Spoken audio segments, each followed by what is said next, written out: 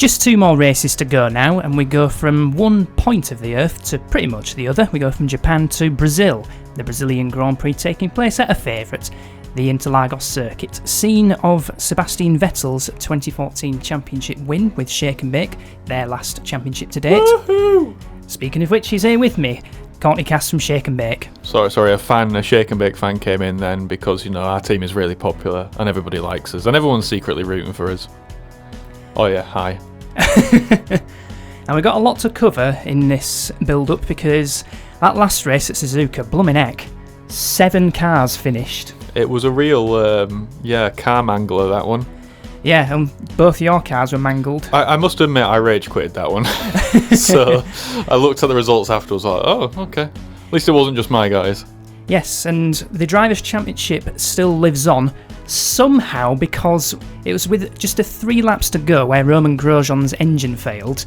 Väinö Kymmänen had retired much earlier on in that race with a puncture, I think it was, and Grosjean retired with 3 laps to go, but there were so few finishers he was still classified 8th, so he's still in the championship, although he needs to win both races, and Kymmänen needs to not score. Well, you never know. Stranger things have happened. Not many, but happened indeed, and we've got quite a few driver swaps occurring for this race as well.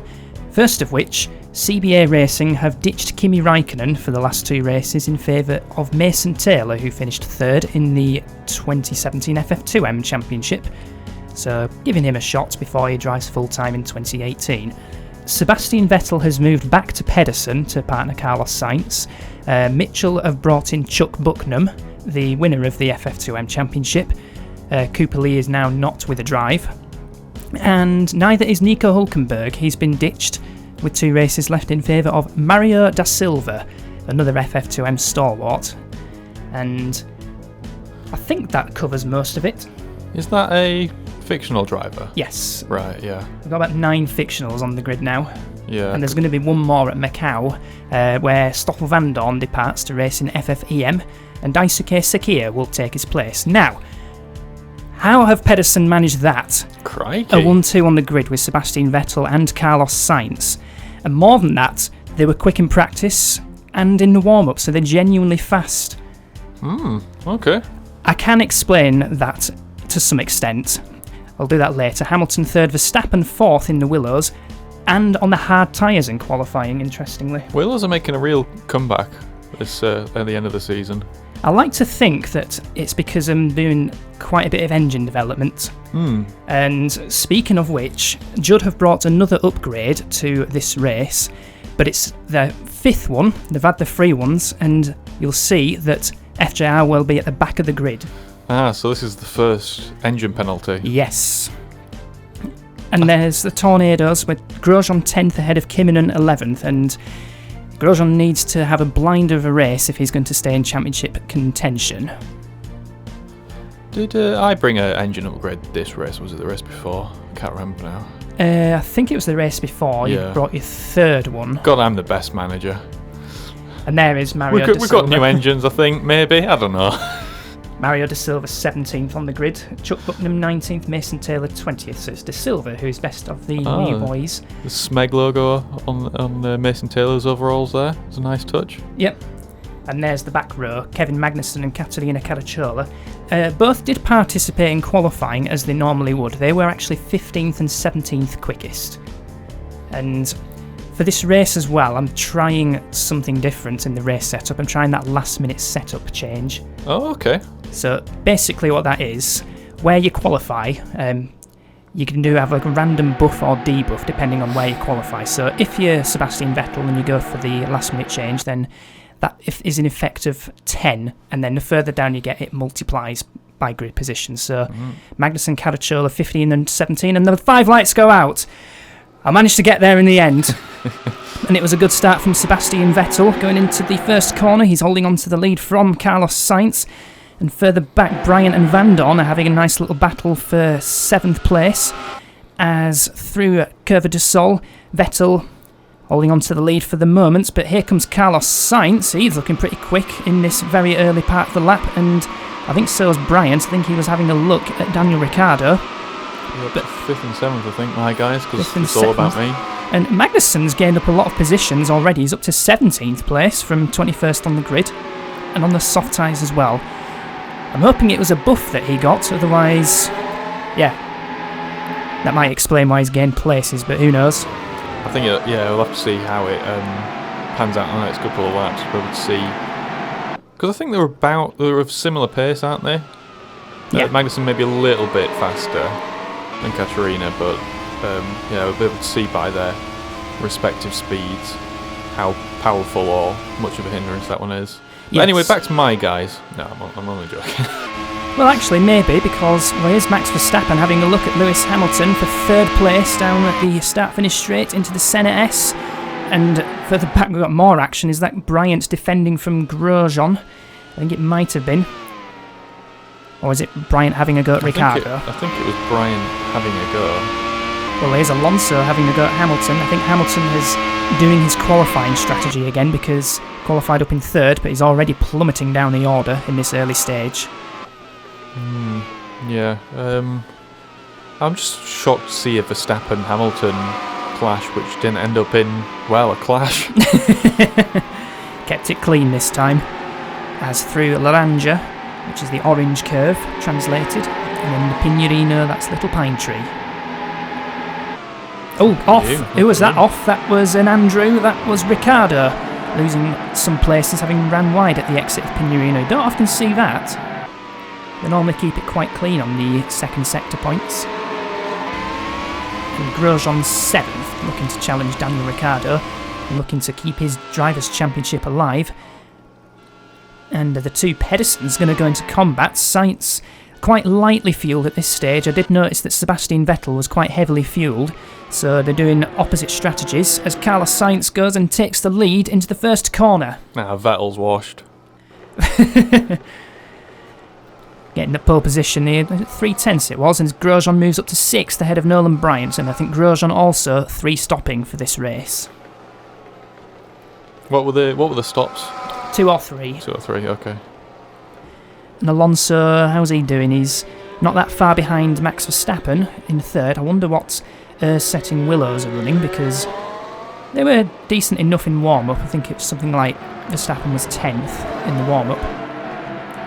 I'm running a little bit of hers in this race. I've done a slight U-turn compared to what I was going to say.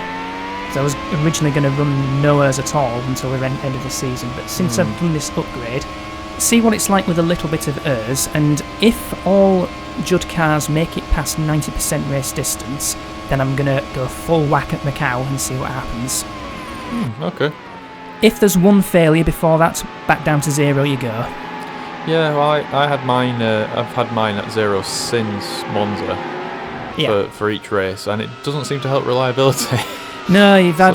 So I think there's something in the mechanical unreliability that I have with. I know you can test the aero. There's one thing that says aero reliability, which clearly. Ooh, we got Van Dorn versus Gonzalez into Desquida de Lago, and Gonzalez taking that place.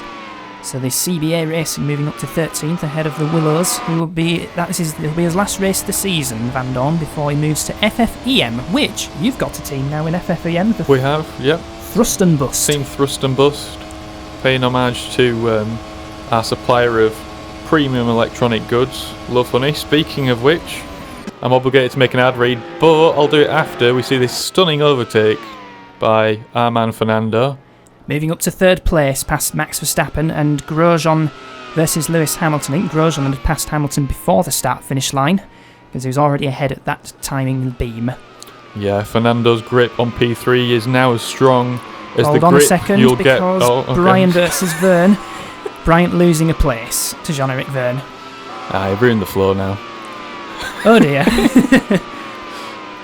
I was going to say Fernando's grip on P3 is as strong as the grip that you get from the Bondage Boutique adjustable stamina cock ring at $7.99. Selling fast, apparently. I'm trying to think of a pun for the end of that one, but selling fast, hopefully it's no early climax. Speaking of climax, here's Roman Grosjean, now chasing after Max Verstappen's 4th place through Subida dos Boxes and Arquibancadas. And then the start-finish line, Verstappen defending hard, Grosjean not having much of it on the inside, and Max Verstappen giving space and holding on to that 4th place. I feel like to any new watchers of FF1M that we might have, I should explain that I'm contractually obligated due to my sponsors with the Love Funny to do these ad reads, just in case you're wondering why I'm doing this. People have been wondering, what the hell have I just signed up for? And again, Verstappen was defending very aggressively into Descida de Lago. This is lap 6 and Sainz holds a 4.3 second lead over Sebastian Vettel, but on a lighter fuel load. He's going to have to make this one count if he's going to get his maiden FF1M win at a circuit where he had a fastest lap in the 2015 race. Little factoid for you there. Here comes the race pace of the Tornado. Yeah, I mean, they were off the pace last time out at Suzuka. Neither car was particularly quick. Grosjean was held up by Sergio Perez, both on a one-stop strategy. And here's the other Tornado, Väinö Kymmenen, moving up into the points, and if he stays there, he'll be the champion. So, how often is it the case where someone wins the championship by, like, coming 6th or something? It does happen a lot. It's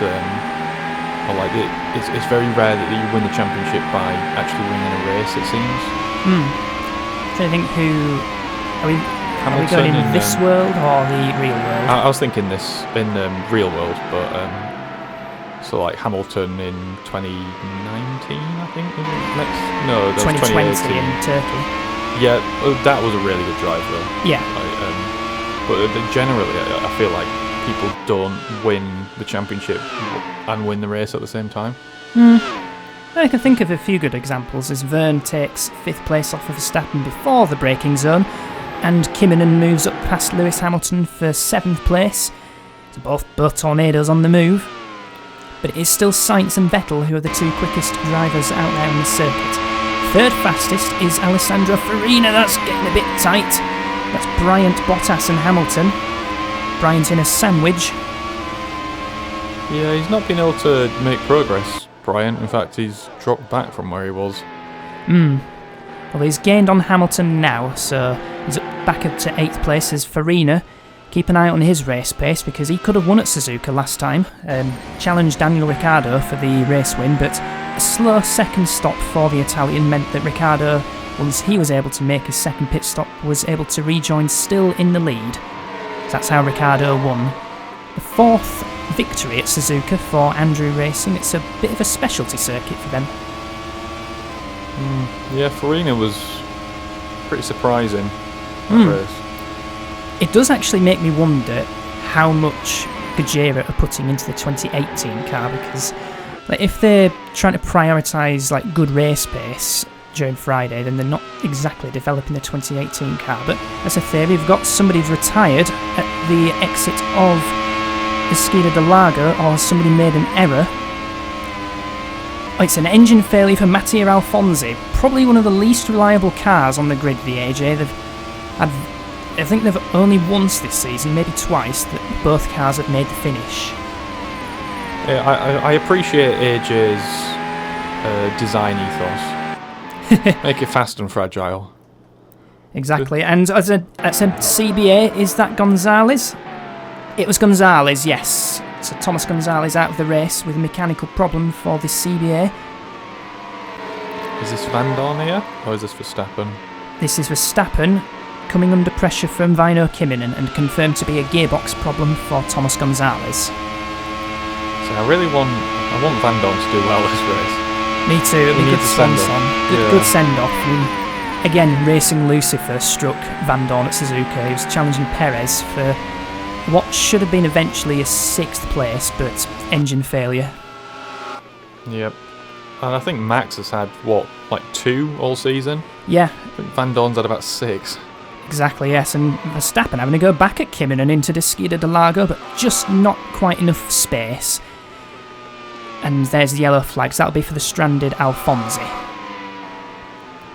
So through the Ferradura, which translates to the horseshoe, and now we switch to Alessandro Farina chasing Valtteri Bottas for 9th place. And Farina keeps this up. If he gets good solid points in the final 2 races, then Gajera have a chance at taking 5th in the team's championship. That's currently held by FJR. And Hamilton's really dropping like a stone. He's now fallen back. He's still falling back as Lewis Hamilton is in the pits. That is not particularly good pace at all if he's been dropping back and on a 3-stop strategy. Bryant versus Verstappen. Bryant's another... So it's problem, a mechanical issue for Hamilton, so that will have slowed him down massively on the in-lap. And I don't know if he was 2 or 3 stopping, but it looks as if he's going to have to commit to a 3-stop strategy now. Just having a look at that very useful graphic that AJ puts on for the fastest lap at the moment, just to see if we've got any impending battles. It looks... Is Grosjean catching up to Alonso? Yes, he is. Just about, yeah. Sorry, we've got the screen quite far away. so we're both squinting to look at it. A little bit, we're going blind. Farina's catching up to Nolan Bryant as well for 8th place, as we're going to see Carlos Sainz making his first pit stop. I think he has led FF1M races before, probably just the 1 lap at Canada 2014, I seem to remember. It was during the pit stop cycle. That's all I'm going to say about that one. Nothing particularly happened in that one. No, particularly not that. to Jensen Button in the closing stages. No. How many of the drivers in this field are race winners at the moment? Quite a lot, so let's go through them. Vettel, Alonso, Grosjean, Verne. So Sainz is the highest one to have not won a race, and Verstappen's not won either. Neither's Farina, Bryant. And Bottas, Perez have. Magnussen, Ricciardo, Raikkonen, Kimmonen have. Van Dorn has not. And then the new people, Chuck Bucknam, De Silva, Caracciola, Clark, they have not won races. As Hamilton, Gonzalez have. Yeah, quite a few race winners, I think about half the field. When did Gonzalez win? He won his first race 2016 at this circuit. So, was it? Yeah. That was before he earned the name Grandpa Gonzalez. Yeah, he was known as Speedy back then, but now he's known as Grandpa. Drives for a team who is actually a granddad. Oh yeah. I think he's the only granddad in the FF1M world history, I imagine. I think so, yeah. Unless Guy's not telling us something. I don't know. I don't think Guy's that old, is he? No, he's granddad. not. Alonso into the pits and Magnussen into the pits as well. Sorry for insulting your age there, Guy. You didn't mean to. And in the middle of pit stops, we're just chatting arse at the moment. So Vettel definitely 2-stopping. Currently has a 10-second lead over Jean-Eric Verne in second. Is Verne on a 2-stopper as well? Alonso getting very intimate with Stoffel Van Dorn. How old is Joey Mitchell? He might be a granddad. I don't think so. No, he is a dad of 3 or 4, I think. And yeah, Crikey. I think he's 3 or 4. Yeah, I think he's. If he's not 40 already, then he's close. I feel like we're just insulting everybody in the FF1M community now with their age. Saying, oh, could he be a granddad? Everyone's just like, you shut up. Jean-Eric Verne and Nolan Bryant in the pits. And Verne completing his stop in 7.7 seconds. His situation's not clear as to the final race of the season because he's due to race in FF1M as well. So Andrew looking for a replacement, it seems. Kimi Raikkonen? Is he done now? No, AJ has signed him up for 2018. Oh, has he? Yeah. Okay. So maybe Kimi can get another race before he joins AJ. No, I think he just joins AJ. He's never driven for AJ before. Or maybe Andrew could get one of the new rookies next season. Maybe Charles Leclerc or Esteban Ocon. One of those two, maybe. Isn't Leclerc going to Tornado next season? Correct, yes, to partner Vino Kiminen. Yeah. If Tornado's car is competitive next season, then he's looking pretty good. He's runner-up in the FF2M Championship, and only by 7 points. Vern versus Hamilton, or is that Bucknam? I think it's Bucknam actually. Vern taking a position off of the Detroit native, Chuck Bucknam. Won 6 races in FF2M this season just gone, and wasn't a comfortable championship win in the end, but just enough to hold on. And yeah, your Bram de Boer test driver, guess how many points he scored in that season? 69? Yes. Good lad. That itself must be a championship win. Yeah, he's not allowed to, not allowed to score anything other than 69 or 420. Or 180 if you're a darts fan. I'm definitely more of a fan of 69, but you know. There's someone we know was in a band called 69. Oh yeah. Yeah. He's referring to that. Yeah. Definitely. Nothing else. Nope. Max Verstappen pitting and is 3-stopping. He's took on a very light fuel load. Caterina Cavacciolo in the pits as well. Probably 3-stopping as well. And like so far, me buff/debuff. Well, probably a debuff if I'm down in 17th and 20th. So I think I've got my answer as to how effective the last-minute setup change is. Not very, in other words. You got to be in it to win it. Yeah. Maybe another time you'll get lucky. 2 V's about to go into battle for 7th place. Jean-Eric Verne challenging Stoffel Van Dorn. Van Dorn yet to pit. Verne already has, so he's got a tyre advantage. And who's lurking up to those? It was Chuck Bucknam, but Bucknam will have Vino Kiminen coming up to him in the near future. So let's try and explain how Pedersen are suddenly so competitive. So they're running a 17 car and they're not racing next season. So basically that is, they can just develop the cars to how they want, as Magnussen is going to go off the track and spin at the exit of Laranja. Now, is he going to rejoin? He should do from there, because it's not exactly gravelled, as the other CBA Racing of Mason Taylor is going to come into the pits with a mechanical issue, shortly after making his pit stop. So yeah, Pedersen not racing next season is taking a bit of a sabbatical, which means that he doesn't have to develop a car next season, and he can just develop his 17 model freely, and that may well just be how his team is suddenly competitive. Bloody hell, hurry up guys, see that? See how bloody slow they were? Yeah. Sauntering out like it was a bloody Sunday morning. Well, it makes sense that his CBA True, yeah. Yeah, your dad won't be happy about that. No, his new mechanics that he's hired from Diva Droid International, they're a bit rusty.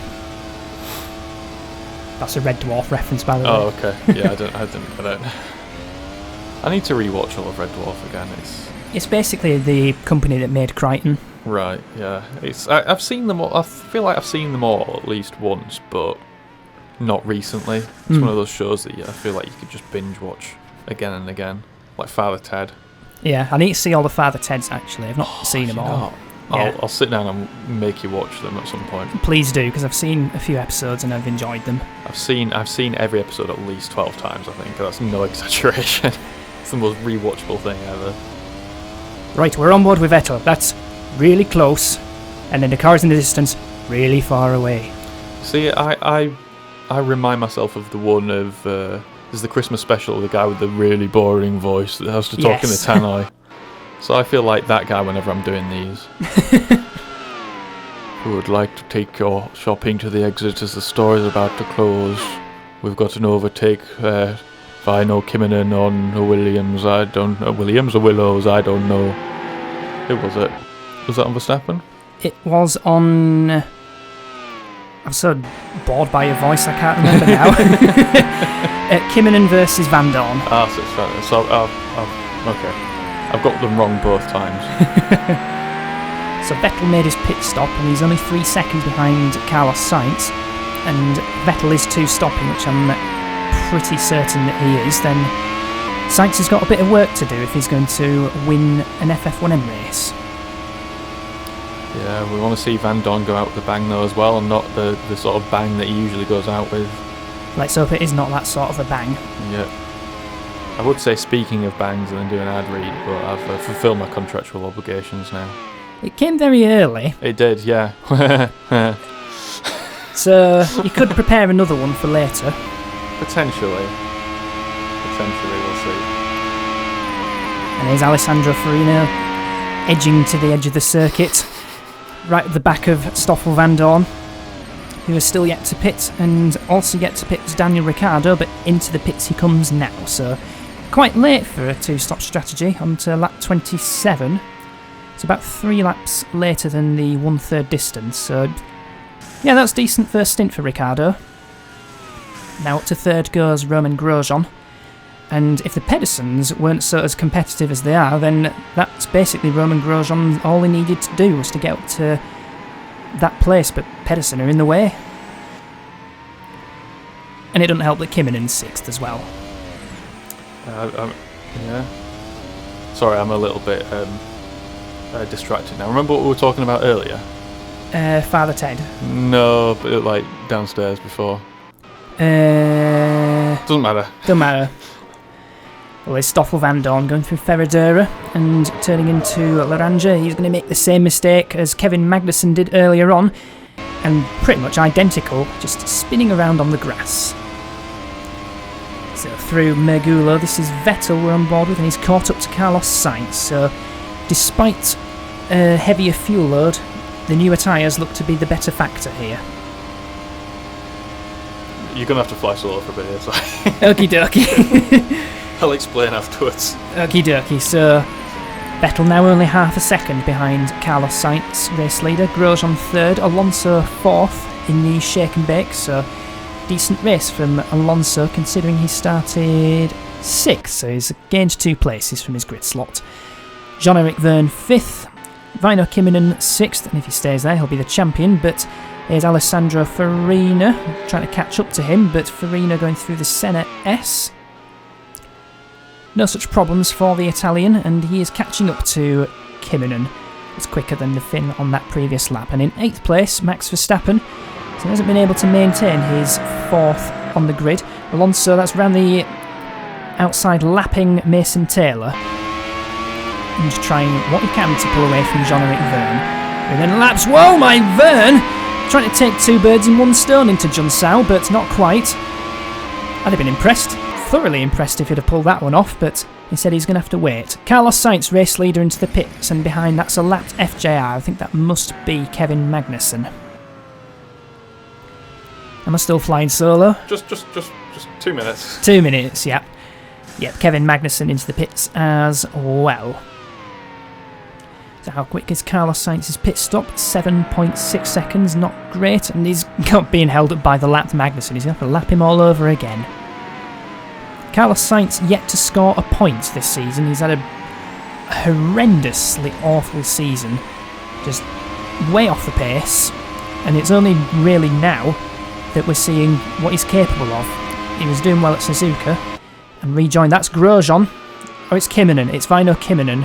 And there's Farina trying to take advantage of the momentum. Not quite. So Carlos Sainz rejoins in 5th place between Kimmonen and Farina. So he's interrupted that battle for now. Through Ferradura. Who else is going to make a mistake through here? Nobody yet, but that seems to be the mistake corner for this race. We saw Magnussen and Van Dorn spinning off there earlier on. Both rejoined, of course. Magnussen made a pit stop, and Van Dorn is running ahead of the Dane. Oh, I've just realised actually, this is actually Lewis Hamilton's 200th race. Whatever. And in those 200 races, he's won 4 championships, 2 with yourself. And what's he done for me recently, though, James? Well, you don't drive for this. Well, exactly. Yeah. Farina moving up to 5th place. Carlos Sainz taking advantage of a light fuel load before making his 2nd of 3 pit stops, probably. And here's a little. Oh, who's that? It's Jean-Eric Vergne out of probably his final race of the season. That's a shame. Oh, he was a long way away there, wasn't he? Yeah, I think it was. That looked like the far left-hand side of Bico de Pato. Is that in the middly bit? See, I just know the circus by the rough shape. It's the middly bit. It looks like he's parked at the exit of Laranja, actually, so that's the corner we've just gone through now. That's where the yellow flags are. Yeah, there we are, yeah. Maybe. Yeah, the middle bit. Yeah, the middle bit. I was going to say something. I spotted a statistic with Hamilton, actually, with yourself, actually. So you hold the record of the most wins by a single driver for your team. So that's quite a long way ahead as well, well into the 20s. Really? Yeah. I tend to kind of have eras, don't I, where I stick with the same person for a while. Yeah. Had Hamilton, then had Vettel. Now I've got Alonso. Yeah. Hopefully for a while, but we'll see. We'll see. Alonso into the pits, I think at the same time as Väinö Kimminen, so they're taking their battle into the pits. And then they'll be doing one more pit stop each after this one. I'm trying to think, it's 7 wins in 2007, 1 in 2008, and then 9 wins in 2009, which is your record-breaking season, that. Well, for now. For now, let's see how the Tornadoes do in these last 2 races. They're on 213 points, and so basically need to score 18 points in the last 2 races to break your record. Boo. and then a few more wins in 2010 for Hamilton, so that is about 17. It's about 21 or 22 wins for you. The most I've got for one individual driver is 7, and that was Jarno Trulli. I feel like you stick with drivers for not as long as I do, though.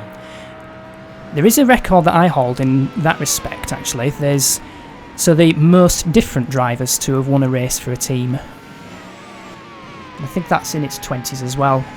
That list includes JJ Lehto and Carl Wendlinger as race winners. How many seasons did Wendlinger have in actual F1? Just 93 and 4? It was 91, a bit in 91, 2, 3, 4 and 5 for a bit.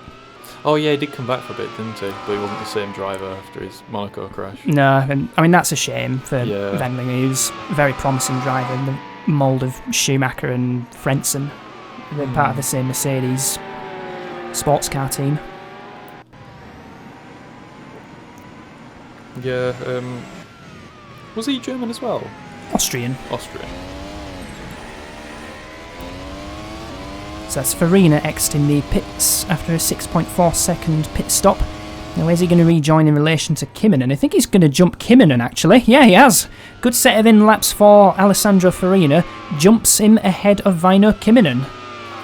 So Farina, he did top the warm-up actually as well. So, yep, Farina showing his race pace once again. A few more pitters, Caterina Caracciola coming into the pits. FJR's not featuring, but at least their air system looks pretty good, especially in the hands of the Willows, but I think 15th and 17th on the grid. I think I have a very, very draggy car. Because I remember doing the mid-season test at Zandvoort.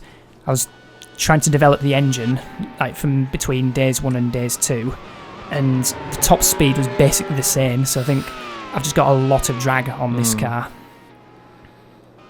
Yeah, it might be that if you had to design, are you carrying over this year's car into next year? Absolutely not. Are you not? No, I'm doing an 18 car, and aside from Monza, I've been concentrating on developing aero on 2018 car. Yeah.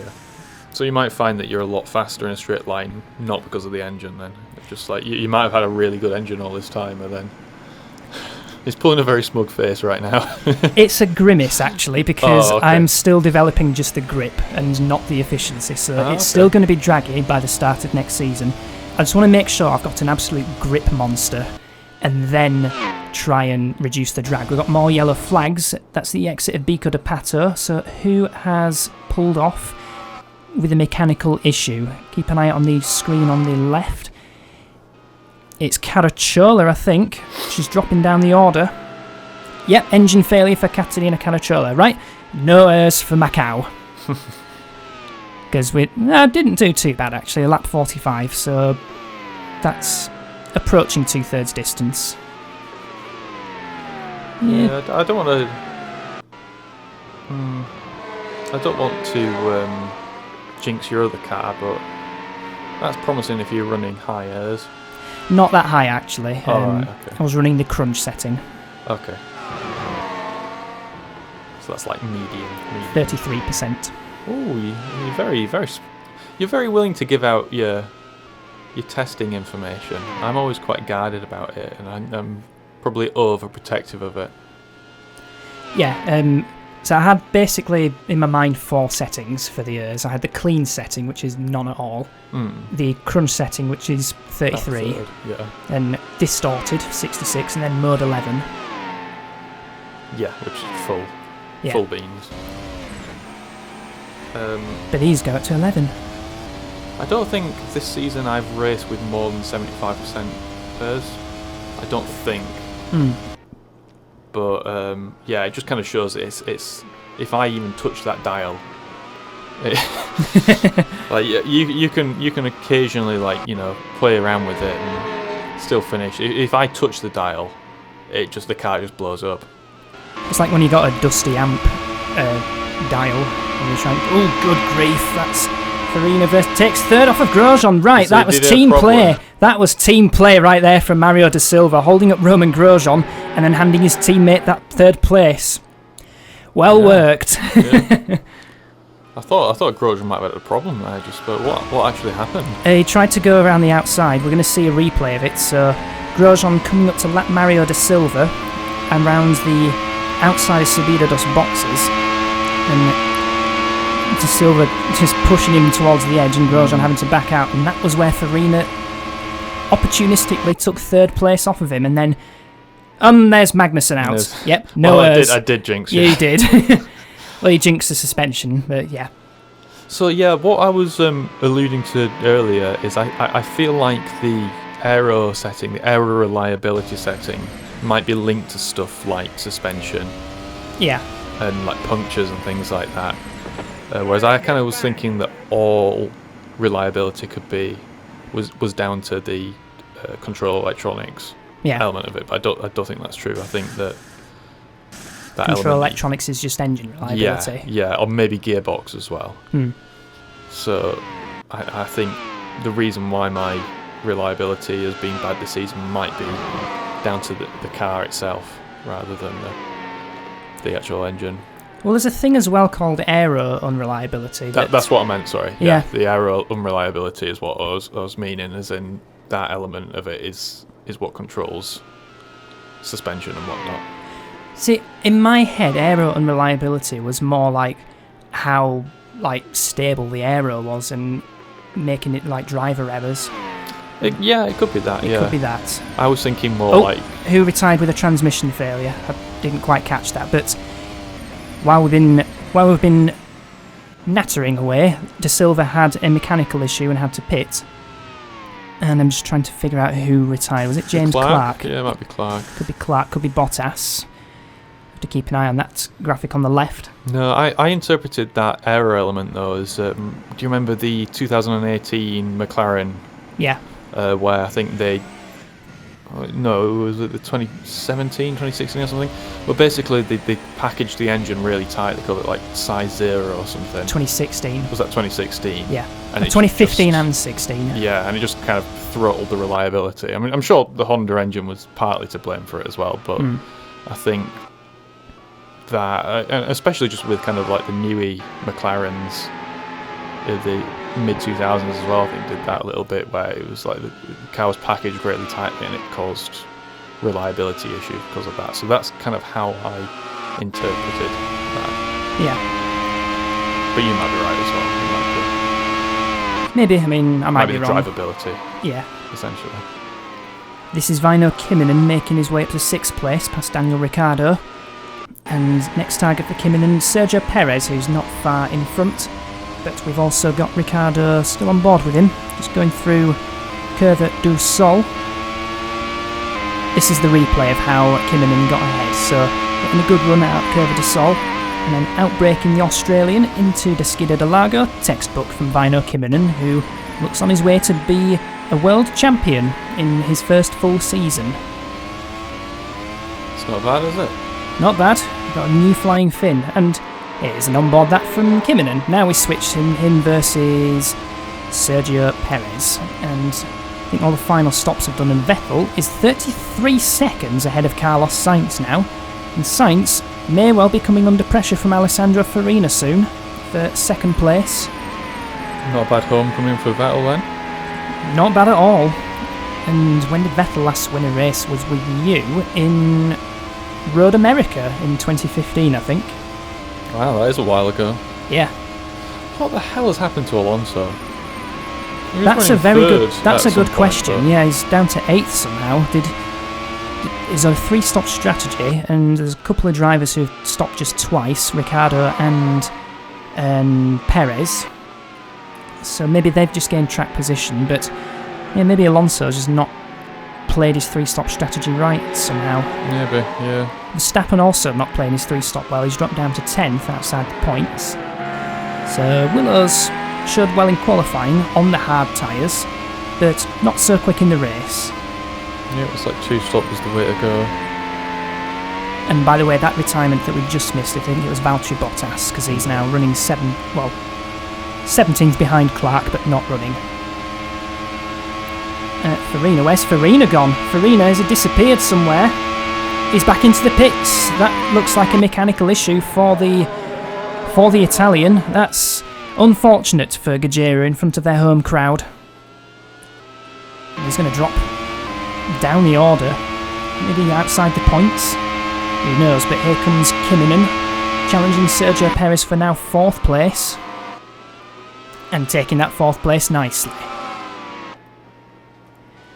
So yeah, Farina having to make a very late unscheduled stop, and here's a replay of that. So you can see that red light on. Loose wheel, I think, at the dev panel at the top. How'd you spot that? A little bit underneath the speed counter. Oh, right, yeah. I never knew that.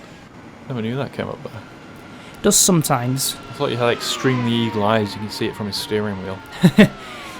Steering wheel from this angle is green screened. It always looks like a football pitch, doesn't it? From that, I always think that it's like they're watching a game of football whilst they're driving around. Yeah. I'll play a game of Pro Evo. In the case of Farina, his local team is from Sicily originally, but he moved to Milan at a young age, so he's an Inter Milan supporter, I think. AC Milan. One of the Milans anyway. Actually, no, I take that back. I do. I'm going purely on shirt design. In fact, it's not even Milan. I think it's Torino or Turin. It's somewhere up north anyway. See, when I think of Turin, I just think of the Italian job. He is a self-preservation race driver. Did you ever play the video game of that PS1 Italian job? I must have had a go on it at some point when I came round to yours. Yeah, it was really good. You could drive like open world of Turin. It was quite fun. I just remember that Let's Play that you and somebody else did, where there was at one point where you forced the pedestrian to run out in the road and he gets hit by a bus. Oh yeah, I remember that. Yeah. Oh, I need to go back and watch those.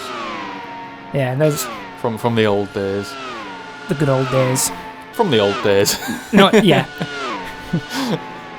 Farina versus Alonso for 7th place into Senna S on lap 68. So, nearly a lap down. Vettel's just started I think it's his 3rd lap to go. I think the graphic don't let him lap you, man. I think the graphic on the top left may be slightly incorrect because the panel at the top.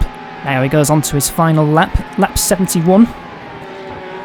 And yeah, this certainly has been a heck of a homecoming for not just Sebastian Vettel, but for Pedersen as well. I mean, seemingly coming out of nowhere, but from Portimao they've been competitive again, because that's when Cooper Lee had a good result.